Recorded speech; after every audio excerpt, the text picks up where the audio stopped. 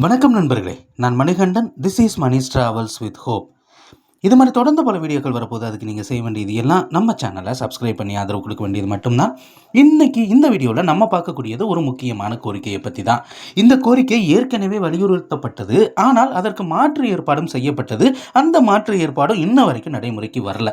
அது என்ன அப்படின்னா, பொள்ளாச்சியில் இருந்து கோயமுத்தூர், திருப்பூர், ஈரோடு, சேலம் வழியாக கேஎஸ்ஆர் பெங்களூருக்கு ஒரு ரயில் வேண்டும் அப்படிங்கிற கோரிக்கை.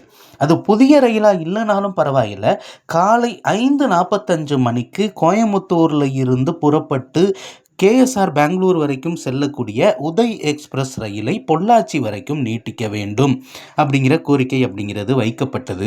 ரயில்வே நிர்வாகத்தின் சார்பாக ஒரு வலியுறுத்தல் அப்படிங்கிறது கொடுக்கப்பட்டது. அதாவது என்னன்னா, இந்த ரயிலானது பாலக்காடு வரைக்கும் நீட்டிக்கப்படும் அப்படிங்கிற மாதிரி சொல்லியிருந்தாங்க. கேட்டது பொள்ளாச்சி வரைக்கும், பாலக்காடு வரைக்கும் நீட்டிக்கப்படும் அப்படின்னு சொல்லியிருந்தாங்க. ஊடையில் ஒரு பேச்சு கூட அடிபட்டது. அது என்ன அப்படின்னா, இந்த ரயிலானது கோயம்புத்தூரிலிருந்து பொள்ளாச்சி வழியாக பாலக்காடு வரைக்கும் செல்வதற்கான வாய்ப்பு இருக்குது அப்படிங்கிற மாதிரி சொல்லியிருந்தாங்க. ஆனால் பாலக்காட்டுக்கு போதுமான அளவு ரயில்கள் அப்படிங்கிறது இருக்கிறது. அப்படி இருக்கக்கூடிய சூழ்நிலையில் இந்த ரயிலை பாலக்காடு வரைக்கும் நீட்டிக்கிறதுக்கு பதிலாக பொள்ளாச்சி வரைக்கும் நீட்டிச்சாங்க அப்படின்னா, பொள்ளாச்சியில் இருந்து நிரந்தரமாக ஒரு ரயில் பெங்களூருக்கு கிடைக்கும் அப்படின்னு சொல்லிட்டு இருந்தாங்க. ரொம்ப நாளாகவே இந்த பேச்சுவார்த்தை ஓடிட்டு இருக்கு. ஆனால் இது வரைக்குமே நீட்டிச்சதற்கான எந்த ஒரு அறிவிப்புமே வரல.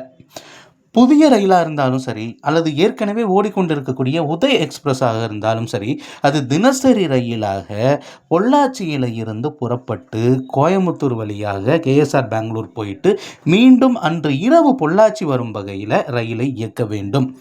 என்ன காரணம் அப்படின்னா, இப்போ பொள்ளாச்சியிலிருந்து சென்னைக்கு ரயில்கள் இருக்கிறது. ரயில்னு கூட ரயில்கள்னு சொல்கிறதுக்கு பதிலாக ரயில் இருக்கிறதுன்னு தான் சொல்லணும். ஏன்னா பாலக்காடு டவுன்லேருந்து சென்னை சென்ட்ரலுக்கு ரயில் இருக்கிறது. அது திண்டுக்கல் வரைக்கும் போயிட்டு மீண்டும் அங்கு இருந்து கரூர், சேலம் வழியாக ஜோலார்பேட்டை போய் அங்கிருந்து சென்னை சென்ட்ரல் செல்கிறது. ஆனால் சென்னை எழும்பூருக்கு ட்ரெயின் இல்லை அப்படிங்கிற ஒரு கோரிக்கை ஒரு பக்கம் இருக்குது. ஆனால் சென்னைக்கு ட்ரெயின் இருக்குது. ஆனால் பெங்களூருக்கு ட்ரெயின் இருக்கா அப்படின்னு கேட்டால், எப்போது இருக்கக்கூடிய சூழ்நிலையில் பொள்ளாச்சியிலிருந்து கோயமுத்தூர் வந்து தான் அங்கிருந்து நம்ம செல்ல வேண்டிய ஒரு நிலை இருக்கிறது. தினசரி ரயில்கள் அப்படின்னு பார்த்தோம்னா உதய் எக்ஸ்பிரஸ் இருக்கிறது, எர்ணாகுளத்திலிருந்து வரக்கூடிய இன்டர்சிட்டி எக்ஸ்பிரஸ் இருக்கிறது. இது மட்டும் இல்லாமல் மும்பை நோக்கி செல்லக்கூடிய குருலா எக்ஸ்பிரஸ் ரயிலும் இருக்கிறது. இத்தனை ரயில்கள் இருந்தாலும் இதை பிடிக்க நம்ம கோவைக்கு தான் வர வேண்டி இருக்கு. கோவையிலிருந்து கிளம்பக்கூடிய ரயில்கள் அப்படின்னு பார்த்தோம் அப்படின்னா உதய் எக்ஸ்பிரஸ் தான். அது இல்லைன்னா வந்தே பாரத் எக்ஸ்பிரஸ். மற்ற ரயில்கள் எல்லாம் கோவைக்கு வரும்போதே கூட்டமாக தான் வருது. அப்படி இருக்கிறதுனால பொள்ளாச்சியிலிருந்து நம்ம போனாலுமே சிரமப்பட்டு தான் ஏற வேண்டிய ஒரு நிலை அப்படிங்கிறது இருக்கிறது.